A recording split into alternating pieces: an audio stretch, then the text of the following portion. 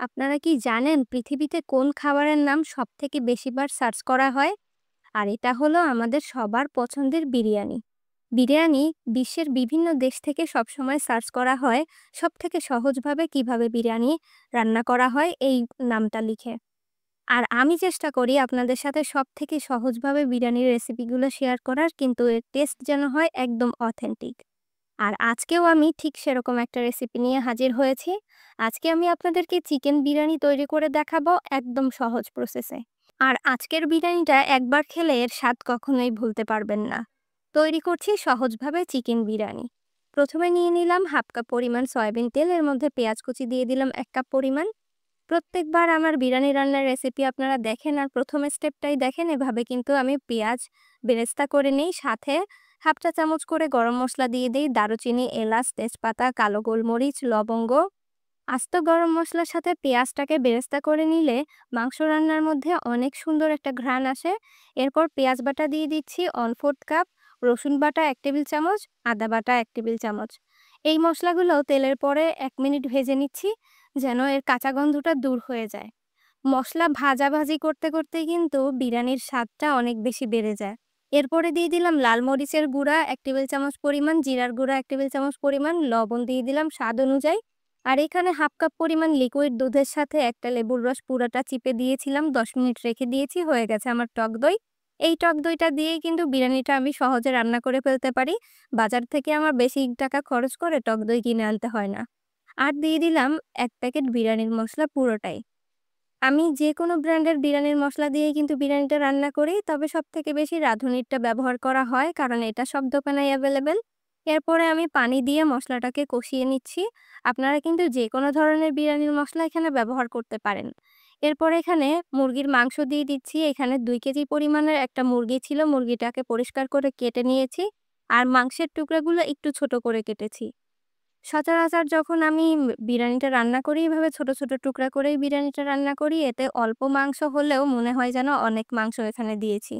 মাংসটাকে মসলার সঙ্গে বেশ খানিকটা সময় ধরে কষিয়ে নিতে হবে।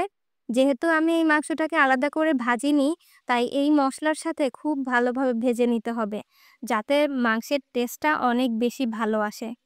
আর যারা মুরগির মাংসটাকে আগে থেকে লবণ, হলুদ মেখে ভেজে নেন, তারা কিন্তু এই পর্যায়ে অল্প পানিতে কষিয়ে নিলেও চলবে। আমার কিন্তু ভাজা মাংসের বিরিয়ানির রেসিপিও YouTube এ আপলোড দেয়া আছে, আপনারা চাইলে দেখে নিতে পারেন। এরপর দিয়ে দিলাম এর মধ্যে বাদাম বাটা 1 টেবিল চামচ পরিমাণ আর সামান্য পরিমাণ পানি দিয়ে মুরগিটাকে রান্না করে নিচ্ছি, যতক্ষণ পর্যন্ত একদম সফট হয়ে সেদ্ধ হয়ে না যায়। বাদাম বাটাটা আপনারা যেকোনো ধরনের বাদাম এখানে বেটে দিতে পারেন। হাতের কাছে যদি বাদাম না থাকে তাহলে স্কিপ করে দিতে পারেন। কোনো সমস্যা নেই। বাদাম বাটা ছাড়াও কিন্তু বিরিয়ানি হয়, তবে দিলে কিন্তু একটু বেশি মজা লাগে। এরপর মাংসটাকে ভাজতে, ভাজতে এরকম লালচে কালার করে ফেলতে হবে আর ঝোল একদম শুকিয়ে ফেলতে হবে। উপরে দেখতে পাচ্ছেন তেল ভেসে উঠেছে। এখন চলে আসছি ২য় স্টেপে। এই ২ টা স্টেপ ফলো করলে আপনার বিরিয়ানি নিশ্চয়ই ভালো হবে। এখানে দিয়ে দিলাম 1/4 কাপ পরিমাণ সয়াবিন তেল আর হাফ কাপ মতো পেঁয়াজ কুচি। আর সেম গরম মসলাগুলোই এখানে দিয়েছি, শুধু এখানে আমি শাহজিরা ১ চা চামচ ব্যবহার করেছি। দারুচিনি, এলাচ, লবঙ্গ, তেজপাতা এগুলো দিয়ে দিয়েছি। এরপর যখন এরকম কালার চলে আসবে পেঁয়াজে, তারপর আমরা চাল ধুয়ে রেখেছিলাম আগে থেকে, চালটা দিয়ে দিলাম। চালটাকে দিয়ে আমরা ২ মিনিট ভেজে নিব। আর চালে যেন কোনো রকম পানি থাকে না, এটা খেয়াল রাখতে হবে। ২ মিনিট এভাবে ভেজে নিলে দেখবেন আপনাদের বিরিয়ানিটা অনেক বেশি ঝরঝরে হবে। গরম পানি দিয়ে দিচ্ছি, যতটুকু চাল নিয়েছি ততটুকু পরিমাণ।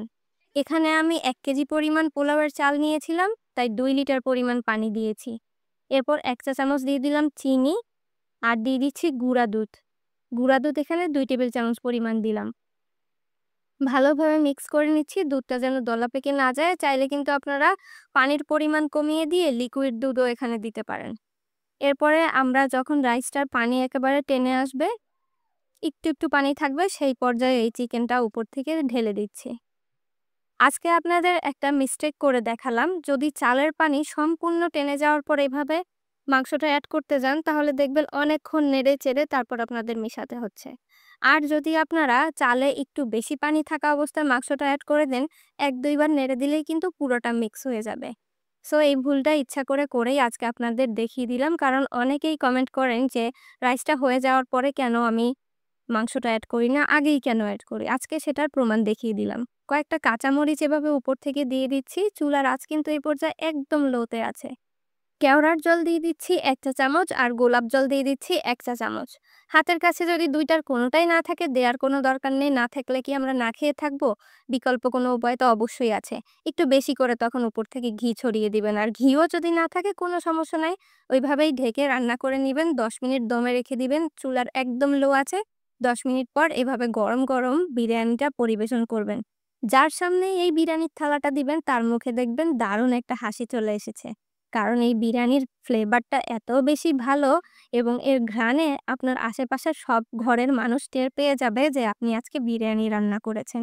এবার বলেন তো এর থেকে মজার আর সহজ কোনো বিরিয়ানির রেসিপি কি আছে? থাকলে অবশ্যই কমেন্টসে জানাবেন। আমার আজকের রেসিপিটি নিশ্চয়ই তোমাদের ভালো লেগেছে। আর ভিডিওটি ভালো লেগে থাকলে অবশ্যই লাইক, কমেন্ট, শেয়ার করতে ভুলবে না। এবং আমার চ্যানেলে নতুন হলে অবশ্যই চ্যানেলটি সাবস্ক্রাইব করে রেখো। আমার নতুন, নতুন আরও মজার, মজার রেসিপি দেখার আমন্ত্রণ রইলো। ভালো থাকবে সকলে। আল্লাহ হাফেজ।